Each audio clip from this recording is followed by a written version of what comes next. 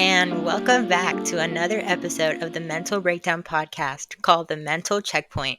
We are so glad to be back and are very fortunate to be here for our very third episode.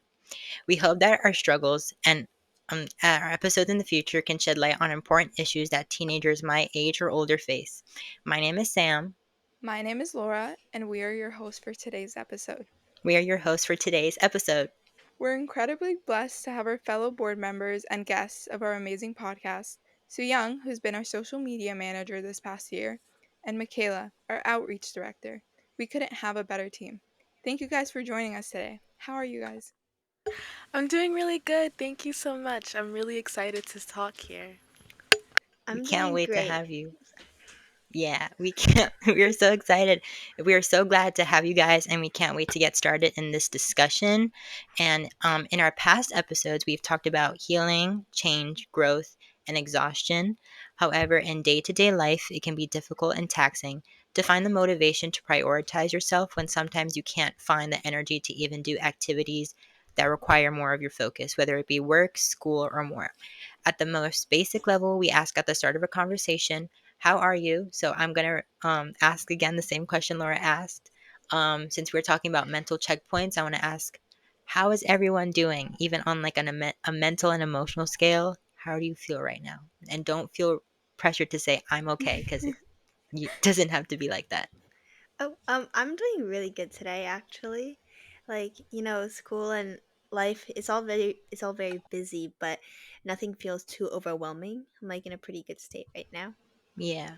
I'm feeling very hopeful because I'm looking forward to doing better in some of my future tests, and I'm really looking forward to the feeling of feeling so calm when I'm done with everything. Yeah. On an honest note, I'll be lying if I said I wasn't exhausted. We were initially supposed to record on Saturday. And so Saturday I would have been in Virginia, so honestly different circumstances, so it's great to just have a check-in. Like I said before, it's easier to say like I'm good or I'm okay. And I think after someone asks you that question, although those things can be true, other things can be true simultaneously, whether it's exhaustion or stress. So now, why did we start with this question? At first, it's a little disarming, but I think it's important to fully scan your emotions, no matter how random the time of day it is. Um, Even for people listening, it's important to ask yourself, what are you feeling? And sometimes people can be in full work mode or autopilot, so it's a powerful tool to know when to listen to yourself and let your mind assess where it is. Okay, now we're going to be reading from our Q&A chat that we sent out a couple weeks ago. Thank you to everyone who responded. First, we're going to start with, how do you, the board, take care of your mental health? Yeah, so basically with school, especially because we're all in our junior year, there's a lot of pressure going on to do well in school, outside of school with your extracurriculars, and I'm not gonna lie, sometimes it can get really overbearing. Like sometimes assignments will just pile up and you have to be in school, out of school, get home late, and it's just so much to handle. And so I won't lie, there are days when I come home and it genuinely feels like I can't take it because there's just so much work. But I kind of just regroup, and I have to make sure that even when I'm at my most busiest, I have to give my body breaks, whether it's just for a minute or for half an hour, whatever I can afford. I have to make sure that I have some like nice quiet time for my brain, just so that I can sort of settle down and kind of see where I am and see what I can do. Because you can't go anywhere if you're feeling so exhausted mentally. You need to give yourself room Yeah. to, yeah, you have to give yourself room to move around, grow, and you have to just make sure that you can keep going. Michaela, what about you, girl? How are you feeling? Of course. So I honestly really struggle with taking care of my mental health.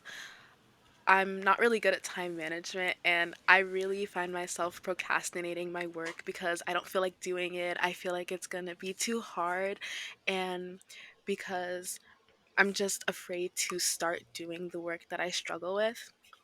Yeah. And I love to talk to my friends about how I'm feeling. I feel like I'm a very external processor, and talking about how I feel really helps me get into a mood where I'm feeling like I can fix what I'm going through. Mhm. And honestly, what really works is trying to like romanticize my life and feel like everything I'm Yes. doing is aesthetic, or it's Mhm. like I'm doing something bigger than I am. Mhm. And I also just have to be very patient with myself. I'm trying to be really kind and acknowledge that like I have things going on, and so do a lot of people. Yeah. And being that patient with yourself really makes you feel more motivated. Yeah. Laura, do you want to Yeah. add to that? Yeah, I personally like to journal my feelings out and then just cry. Because I'm a really sensitive person, and it's honestly just such a good way of de-stressing, at least in my experience, because you just let everything out, and sometimes that's exactly what you need. As it should be. And for me, I try to give myself a lot of grace by giving myself breaks, and that has been hard because when working, I usually tend to crunch things through, and I kind of really relish those moments of self-care where it's whether it's like hitting that snooze button for like extra 5 more minutes, or making time for a skincare routine at the end of a long day, even though it's like 1 a.m. in the morning. I also, when I tried to get like a physical agenda, and it is so much more dedication, but it puts in so much more effort into your time, and just for your brain to just mentally process everything that happened, because it's always go and no go. And I use an app called Notion, which has made like online scheduling a lot easier. And I also, at the bottom of that Notion, I have a huge list of affirmations that basically denounce any kind of bad thought, or it counters it with any logical response as to why I am capable of doing hard tasks. And so that's what I personally use. And transitioning from that, reading from the Q&A here, um, many of people have struggled with mental breakdowns, hyperventilation. So I want to ask any of you guys, how do you have a mental checkpoint after a mental breakdown? Um, I'd like to answer that. So, like I said before, I'm a very external processor, so I feel my emotions best when I'm talking about them with someone or I'm going over it. And I also like to journal, like Laura said.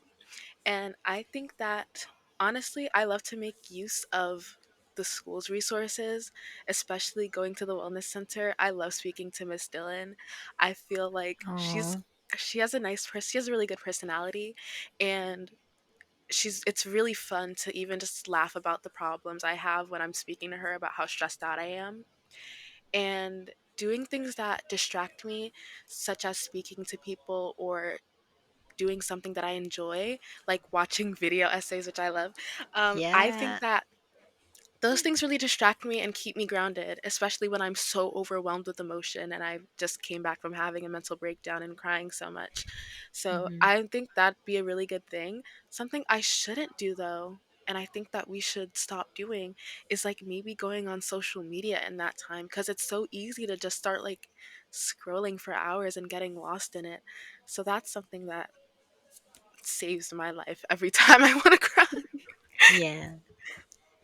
What about you, Sooyoung? Yeah, I'm not gonna lie. When I do have mental breakdowns, they're really rough. Like I'm deep in the trenches, it's a war zone. But all things come to an end. So I will say that Yeah. I there's a lot of it's not navel gazing, but I guess like a lot of like introspection where it's like, okay, I've done this long enough. It's time to wrap it up. So then it's like, what do you do after that? Well, basically, if I'm breaking down about something, it's probably about school. It's probably about some sort of test. Junior year has been hard, so I just kind of get a piece of paper and I physically write everything that I'm worried about, and then like write down everything that I have to do, and I just kind of cross compare, see what I can do now, like what I feel capable of doing now, because if I'm like truly exhausted, then I can't get any work done, and I'll just go to sleep really early and see if I can do it in the morning. Yeah. But yeah, it's really important for me to like. I need to check in with myself and see how I'm feeling after that little breakdown, just to see how you can move on and stay. You have to there's a cycle and it has to be sustainable. You have to be able Yeah, to keep going. You can't be too tired. Yeah. So I just always check in with myself and see what I can do. And then I prioritize what I can do and then make sure that I don't overwhelm myself again by pushing my boundaries. right, Um, right. that's beautiful. Yeah, I think what's important is just really acknowledging your feelings and accepting them because during and after a tough time, like we feel really guilty because of how our feelings affect the people around us. And not saying that it's an excuse to like treat others poorly, but when emotions are really heightened, people aren't especially focused on how exactly everyone else feels.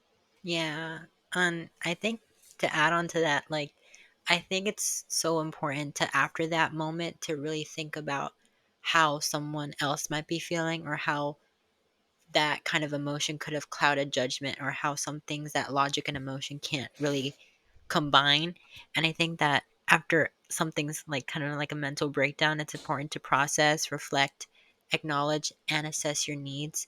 And it can be a sign that you are overwhelmed or that your body is physically reacting to the stress, which can be in form of hyperventilation, which unfortunately is a a big byproduct of chronic anxiety. And breakdowns are also a signal of progress because your body starts to assess your needs and acknowledge your feelings. And progress is not linear. Relapses happen, mental breakdowns happen, and everybody's journey is different, and relapses are all part of the journey. And when your body reacts to that, kind of also, like everyone else said, you have to be proactive in also adjusting your coping mechanisms, which I always have coping mechanisms that stick with me because what I do in my brain is just I go right to that. But sometimes it has to be like kind of like an active fight where you have to change things and constantly be in a checkpoint with yourself to like catch that and be like, no, stop thinking like that. I think it's important to ask those questions to yourself. Wow. Yeah, thank Um, you. Thank you. our next question is how do I know when to prioritize my mental health? So basically, I know that everyone says, especially like certain teachers or just like, beginning of the school when you have an assembly, they're like, make sure you prioritize your mental health, but they don't tell you how to do that, right? And so you can't always go into, Yikes. well, I guess you could, but I can't go into life every day going, I need to prioritize my mental health because that's just so vague. Doesn't mean, oh, I'm a little tired, so let me take a nap before I do like my 50 overdue assignments. Or is it like, oh, I'm a little tired, so I'll do a little bit now and then I'll take a little bit nap and then I'll go back to working. Like, what's the balance? So for me, I don't, when I feel stressed, my first instinct is to make a list and then kind of prioritize what needs to be done urgently. But if I'm, let's say I'm really tired or I've been really tired and it's just been so long and I do need a break, then I will put a halt on all things literally and I will take the time that I need to recuperate, whether that's like 5 minutes, 10 minutes, or like a whole hour or a whole afternoon. Um, but I think that it's really Yeah. important to kind of, as I said before, like everyone seems to be saying this, which is great because you totally should be doing this, but it's you should always be checking in with yourself and seeing what you can do. And then from there, prioritize either how you can heal and then continue growing or just keep on going and see how much you can do like that. Healthily, Yeah. healthily. Okay. So I agree. I think at school, not even like specific to ours, but in general, even with resources like counselors, like the wellness center, there's like still a certain emphasis on schoolwork over mental health.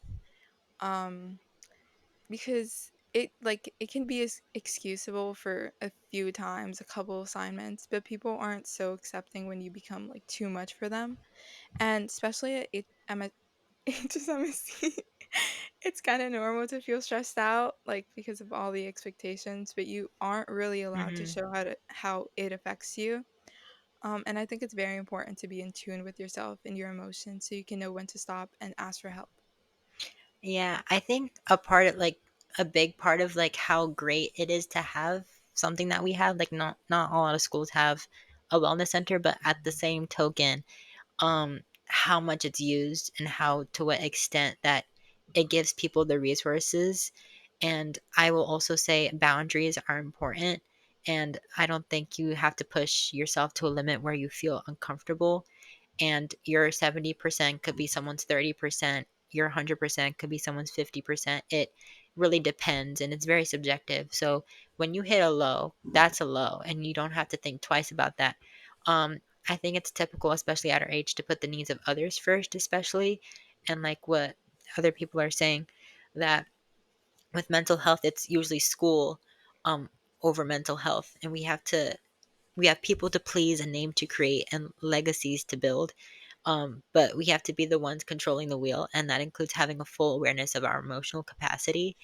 And it's imperative to listen to yourself. I think we've had like a common theme there. Like when you develop a system of distrust, overthinking starts, and you start to create additional scenarios, worst outcomes, and voices in your head. It's regulatory to ask yourself, what am I thinking that's on the logical side, and what am I thinking that's on the emotional side? And so when thoughts pop up like that, I like to ask myself why, instead of saying, why can't I overcome this? I challenge it by saying, what can I do differently to overcome this? And I think it's Yes. all about reframing your mind. And your mind can be your biggest enemy or your biggest ally. And so make it your tool, not your enemy, and not a Wow. weapon. Oh my That's so gosh. Yeah, amazing. thank you guys. Thank you guys. So I want to transition reading from the Q&A.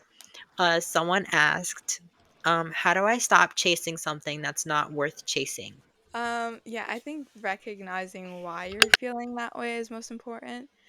Because situations like that can really take a toll on you. And then from then on, you can ask yourself, is my mental, physical, or just emotional well being really worth it? You know when to prioritize your mental health when you are having physical reactions to it and it's also affecting you in your everyday life. And I think that can be a casual interruptance or something that's really big. And I think at those points, that's when you should start to think about it.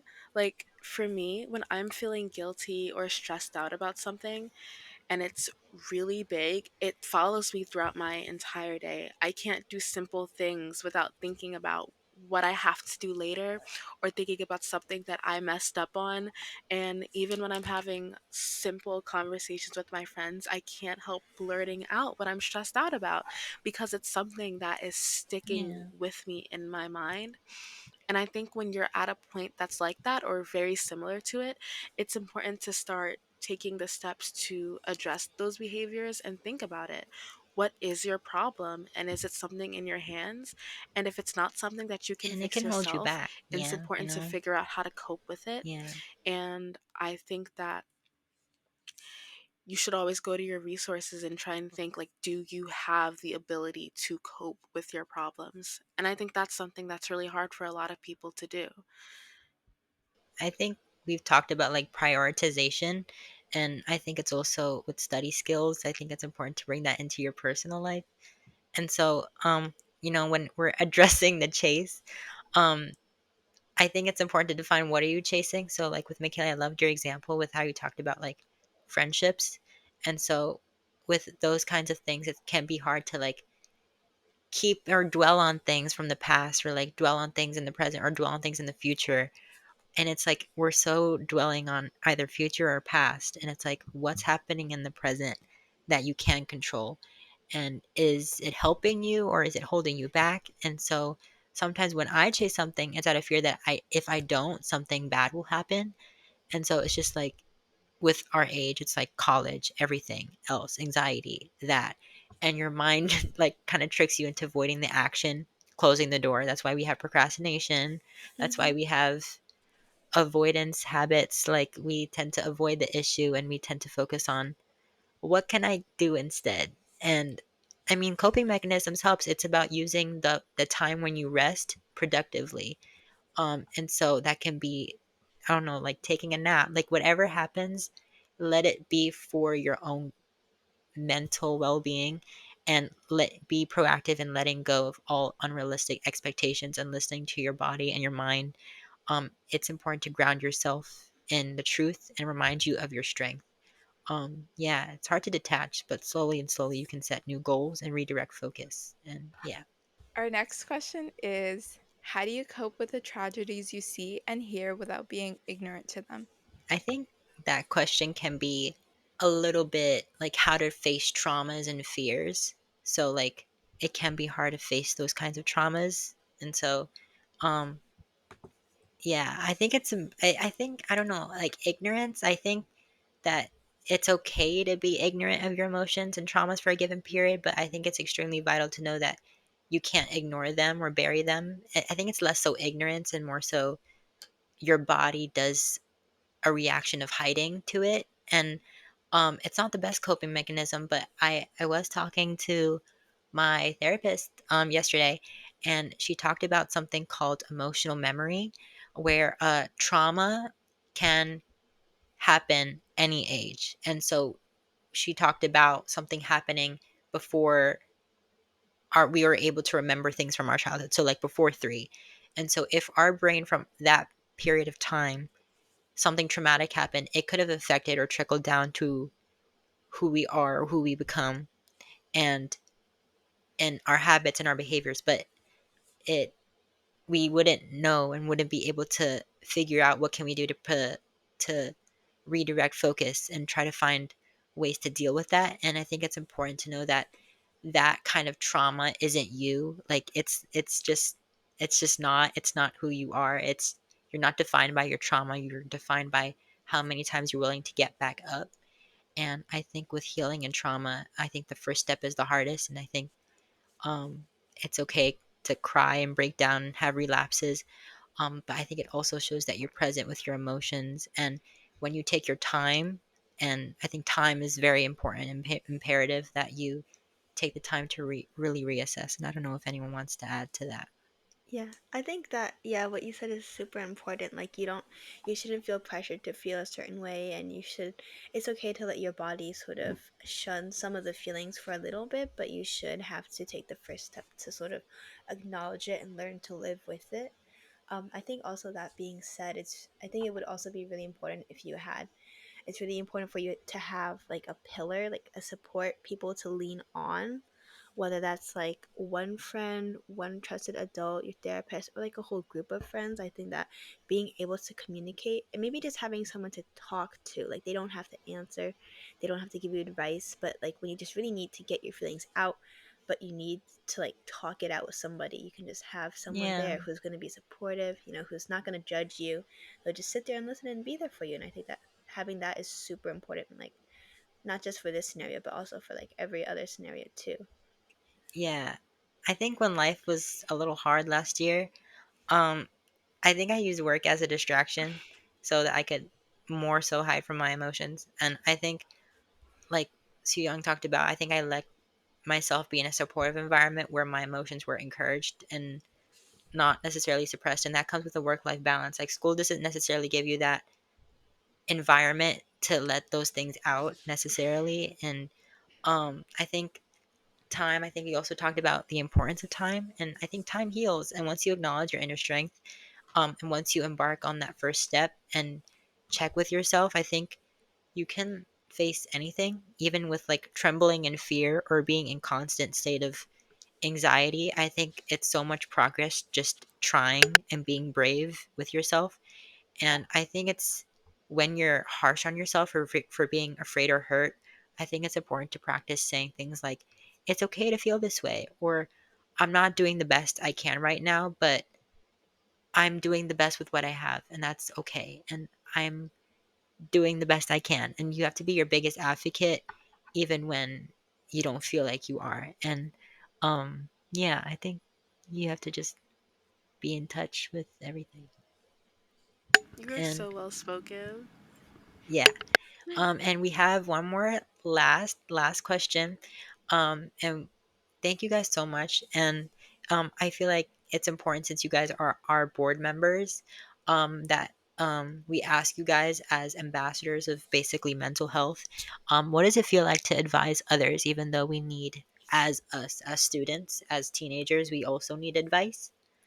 I think that the best way to answer this is with another piece of advice that I've received, and it was to treat yourself like you are one of your friends. And I think that hearing that was really weird to hear because it made me process and think about the fact that I am so understanding to Mhm. my friends. I know who they are and I believe and I know that my friends are good people and things happen to them. And the things that happen to them sometimes are out of their control and it affects their lives and stresses them out. But I'd never want to continue to stress out my friend if they're in a position in which they need help. And Mhm.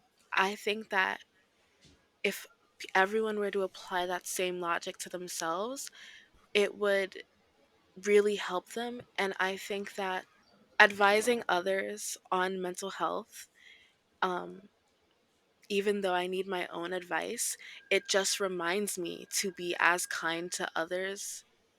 Oh, it just reminds me to be as kind to myself as I am to other people. And And I that's think so that that's the hard. reminder. I think that that's the reminder we all need. Hold yourself to the same standards that you would other people. And that can be a good thing and a bad thing. Yeah. You're human and so are your friends. Mhm. That's what I think to And say. I want to Oh yeah, my therapist was also talking about this. Like I was talking about also last year when things were a little harder, um classes, not necessarily the hardest. I think it was just the circumstances and balancing everything with loved ones and finding a work life balance and feeling like I was slipping.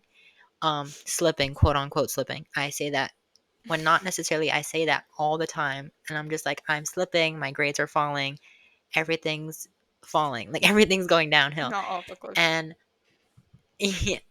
and then she told me, she was like, what if little you heard you saying that, or someone else heard that, like you were telling them that? And I was just like, I would never say that, and especially to my younger self, because I would want to help that younger me, kind of remind my younger self to just be like, you can do this, but also like I know who you are, so it's just like I know what's gonna happen and I know what you're gonna do, and it's just go to that place again. And I think it's just yourself, and I think that gives you the power to be your best friend and your own best friend. And I think that's something that you can carry with yourself, even when you have to let go of things, when you have to make new connections, when you have to redefine what your coping mechanisms are and redefine what strategies you can use, even though you literally have no time. Like we kind of have no time nowadays. I feel like it's so hard to find the time nowadays. Like now it's like 9 p.m. and we have work to do tomorrow. We have tests to do tomorrow. And I feel like after this episode, we're just going to go back into just study mode. And Oh then yeah, it's just, we get definitely. to that weekend and it's like a short period of brief rest. And then Sunday hits and everyone's crunching their homework. And then Monday hits and it just feels like the same cycle. And I think when you're in that cycle, you need to have those checkpoints, you need to have those breaks. I think barging in the middle of it and telling yourself like I'm stronger than this, like I can do this. I think you need to avenge that chase, like that chase of being kinder to yourself. And that goes back to someone's question of how do I stop chasing something that's not worth chasing. And I think it goes back to focus on what you can't chase and focus on what you can chase, and that's your self-worth, and that you deserve to have that. And I don't know if anyone wants to add to that. Yeah, I think that Sam, you and Michaela brought up great points, and oh my god, I think it was I Thank think I'm you. pretty sure it's Michaela who said this, but like when you give, like, treat yourself like your own friend when you give advice, and I think that's really important because, um, I give advice to, I don't, it doesn't even have to be about mental health or stress. It's just about anything. I give advice. And what I notice is that, like, the more I kind of give out advice, well, first, it's true. And it's very helpful. We're not sharing false information. But what I learned from that is that the more I kind of say things and help out others, I realize it's actually doing a lot of good for myself too. It, I think it's kind of like the same thing as having a daily affirmation, Yeah. except it's not just no hate. It's not just I am amazing. which we all No, are. yeah. Yeah. But it's like specific things. And when you surround yourself with people who really support you and build you up, and you all are kind of going, you all share some sort of aspect of life, whether it be like your source of stress or your classes or what you like, you'll notice that there are some overlaps between what they need help on and like what you might need work on. And so when they ask you for help and you're like, what can I say? I feel like when you do answer that question, you're also helping yourself. And I think that's really beneficial. Just Yeah, and I like, think it's yeah, sorry. oh, I no. think that's so special that like we can be able to have conversations like this because I think it's so easy to not find the time and I think it's so easy to like we're definitely at a school where high performance matters and yeah, like you said with affirmations, I think with it's yeah, it's not just I am amazing. It's like I can do hard things or I am more than just a bad test grade. It's I think it's a lot more of focusing on what you have to detach. And Hmm. I think it's hard to close that door. And I want to talk about that a little more because I think with life, we grow up and then we have to, like Michaela was talking about, we have to make new changes to our life with certain things that happen, whether it be a loss of a loved one, it can be it can be a certain drop in just mood. It can be depression. I think sometimes when picking yourself up from that, it's you really go back to those places and dwell on those. I think now I always compare my performance in school, especially to how I was doing last year and how I was doing the year before. And they're completely different performances. Freshman year, I was extremely all about school. Sophomore year, I absolute hell. I can't explain how much that year was just in the bottomless pit. It was just terrible. Junior year, I have no idea, but did I go in with did I go in with thoughts in my head? Yes. Um, but I also think going into this year, I'm gonna tell myself and here right now that as a thing that I want to say is that every year is different and every year you have different circumstances and I think you can't really compare a moment of your life to now and I think it's important that you think about that so you can move on and close that door and find the time to progress, heal, move on, and give yourself the patience to embrace all the doors in front of you. Yeah, I really agree. And I also like the phrase teaching is also learning because it's truly all a progress. And I mean, we're teenagers, so most of us really go through the same things. Some just have the ability and resources to deal with things with more effective strategies and in a more supportive environment. Yeah, I think with teaching is like I've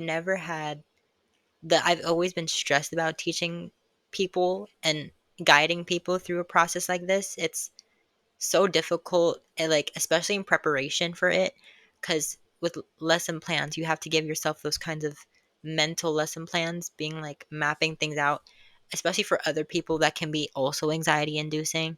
Um I think especially for things like this I'll it can be a little hard to keep yourself in that track and focus, but I think it's so helpful to remind myself and why we started this podcast, why we started this initiative. And that is because we know firsthand what it's like and we are able to not only give out resources, but we are able to, create an environment where we're also learning about ourselves and we're teenagers and so we're able to have conversations with people like you, Sooyoung and Macaelah, that know about these things, and you guys are excellent in your school life and everything. And I think you guys are doing amazing. Yeah, something that I never, when I was taught, I, I mean, now that I know, um, anxiety. I have chronic anxiety. Like I have I could it's tell. hard to really it's it's hard to really think about coping mechanisms for that, because for someone with anxiety, speaking from experience, it's so easy to ignore them.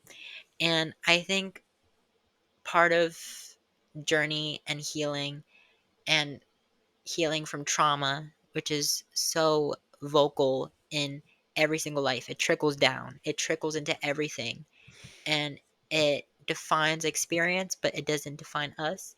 But I also think it's a pattern of how we develop to learn to live with it. Um, and it becomes part of your story. And I think it's important to, again, back to that question, ignorance. I don't think it's really ignorance. Um, I think it's your body being gracious to itself and you taking the time to really make sure that you are able to take on the process of healing and not put yourself under any pressure, because that is not what you want to do. That is the last thing you want to do. In fact, you want to be able to put yourself in a position where you have so much room to move and so much room to grow. And it can't be from anyone else. That pressure can't be from anyone else. It can't be from you. You have to, that's where your standards have to lower. And that's hard because we have high standards as students, as teenagers, as young adults. It's hard to let go of those standards. And yeah, does anyone want to, I in think addition to that? I think that being here at this school was such an eye opener because I began to lower my standards, and I don't think that's a really bad thing, but I just began to understand that I'm going to struggle with things and it's going to happen a lot. And I think something that Hossein actually does a good job at telling us this all the time. You learn through your Yeah, he failures. does. You learn through your failures. And um Big exhale. I failed a lot freshman year. I failed a lot in ninth grade. But um I am grateful for those experiences, honestly, because if I were to go through ninth and 10th grade never having failed a thing, if I were to fail something now, I would not know how to deal with it because I've built up this big expectation of doing so good every time I perform on something. And I think it's important to know how to fall because that's the start to getting back up. And Yeah. yeah, I think Yeah, that us students forget that pretty often, that we're students. Our job is to learn, and learning doesn't mean you know anything.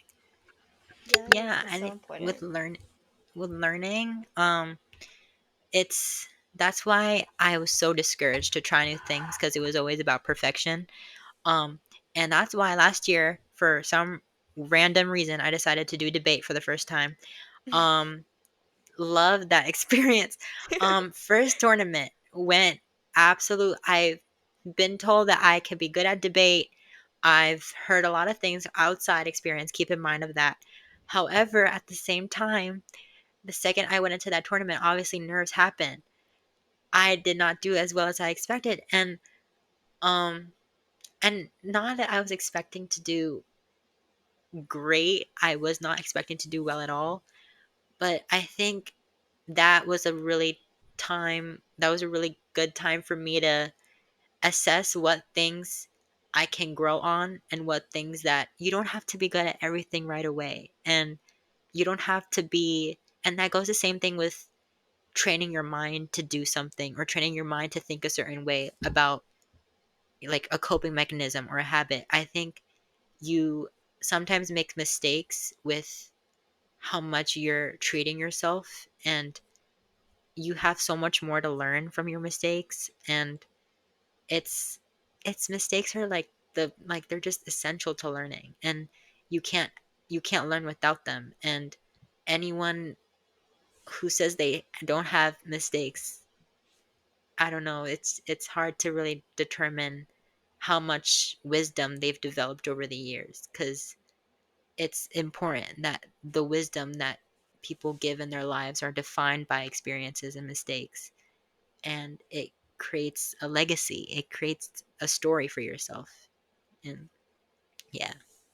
Okay, so Before we end our episode, we're each going to share a piece of advice. And mine is open up to the ones you feel comfortable with, whether it be friends or family, because they're here to support you. So my advice is, um, it's so easy to get attached to things. Hold on to the ones that are close to you. Hold on to the passions that are close to you, and the things that do not serve you, you can let go of them, and give yourself that grace to close that door and forgive yourself. And if it's with a mental breakdown, give yourself that grace. If it's with you succeeded in something, give yourself grace. If you fail in something, give yourself that grace. Give yourself patience and time, and allow all the open doors to open in front of you, whether it's good or bad. You are in for the ride, and in the end, everything is going to work out. Yeah. My piece of advice is that when you are having a mental checkpoint and you really want to like compare your performance to how you were doing in the past, try not to compare yourself to the person you were in the past because you're always changing. Like, you're not the same person you were a year ago. You don't have the same things you had a year ago, and you're not dealing with things the same way you did a year ago. Like, context matters, and you really can't hold yourself to the same standard all the time. It's important to, as you grow and evolve, also let your standards grow and evolve. And that's Yeah. it. My piece of advice is that your mental health journey is not going to be linear, and it's not fair for you to expect yourself to have a really great and high understanding of your feelings and why you're so upset and what's making you so upset in your first few times doing it. The things that you might bring up in your own mental checkpoints might not help you the next time you do them. They might not be useful to you in the future. And the whole point of this is trying to figure out yourself and to help yourself with the things that are bothering you. And there's a lot of trial and error in that. And I think that we should be kinder to ourselves and understand that it's not going to be perfect the first time. So that wraps up today's episode. Please make sure to follow us on Instagram at HSMSCTMB and at the SOS MSC. We will be sharing updates on making your own SOS chapter. If you or someone you know needs help, please don't be afraid to use the National Suicide Hotline 988. Thank you guys so much for listening. Bye. Thank you guys so much. It was such a pleasure. Bye. Thank you so much for having